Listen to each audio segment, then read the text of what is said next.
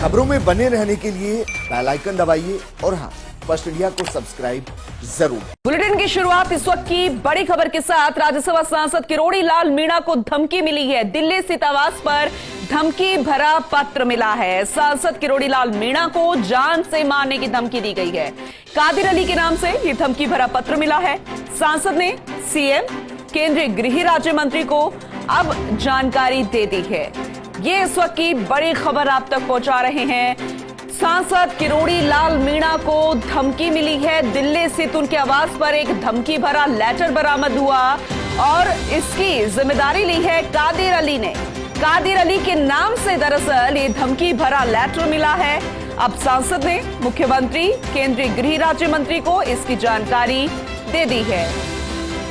तो सांसद किरोड़ी लाल मीणा, जो कि हमेशा मुखर रहते हैं, अपनी बात को रखते हैं, चाहे कोई भी मुद्दा हो बढ़ चढ़कर आगे रहते हैं, लेकिन ऐसे में उनको धमकी भरा पत्र मिलना, वो भी जान से मारने की, अपने आप में कई सवाल खड़े होते हैं। ऐश्वर्य प्रधान हमारे वरिष्ठ सहयोगी हमारे साथ जुड़ गए हैं जयपुर से, उनका रुख करेंगे।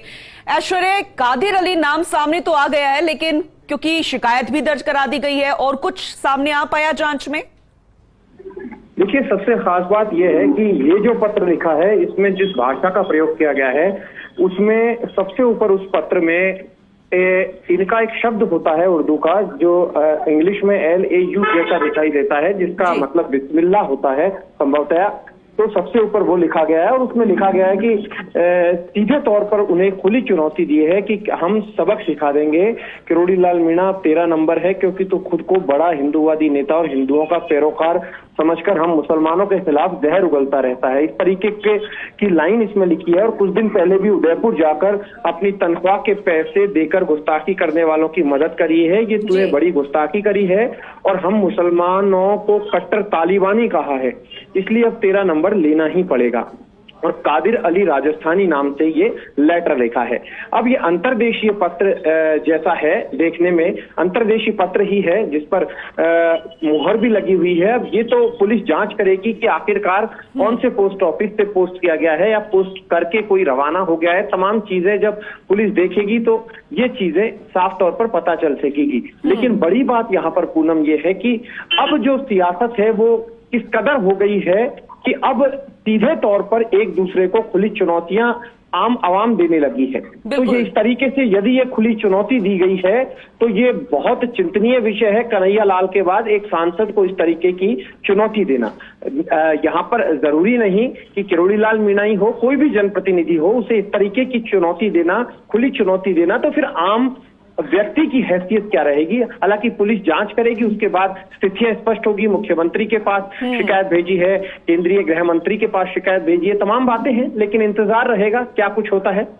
बिल्कुल ऐश्वर्य, आपने सही कहा, क्योंकि ऐसे मामलों को गंभीरता से लेना चाहिए। लेकिन जैसे उदयपुर के कन्हैया लाल हत्याकांड वाला प्रकरण हुआ, उसके बाद से भी कोई डर, कोई खौफ नजर नहीं आ रहा।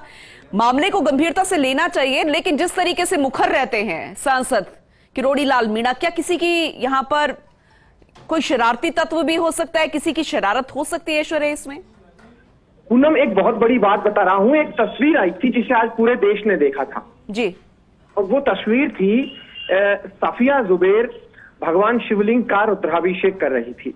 और उस रुद्राभिषेक सफिया जुबैर कर रही थी और एक गंगा जमनी तहजीब की एक मिसाल पेश कर रही थी। और कुछ लीडर्स हैं, उनकी कोशिश होती है कि सामाजिक सौहार्द ना बिगड़े। इस तरीके की एक बेहद सुंदर और खूबसूरत तस्वीर सावन के सोमवार में आई और अन्य विधायिका उनके साथ थी।